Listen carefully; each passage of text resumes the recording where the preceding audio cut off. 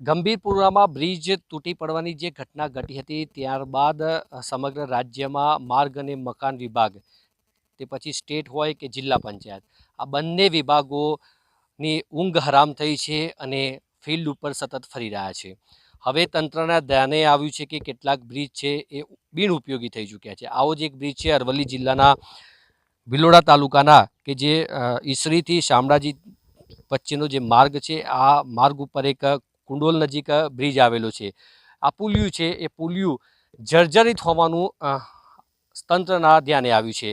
અત્યાર સુધી તો આ બાબત તંત્રના ધ્યાને આવી નહોતી, પણ હવે જ્યારે ગંભીરપુરાની ઘટના સામે આવી ત્યારે તંત્રએ નિરીક્ષણ કર્યું. અત્યાર સુધી અધિકારીઓ ફિલ્ડ ઉપર કેમ જતા હતા, શું કરવા જતા હતા, અને જો જતા હતા તો તે સમયે તેમના ધ્યાને આ બાબત કેમ નહોતી આવી, તે પણ સવાલો ઉઠી રહ્યા છે.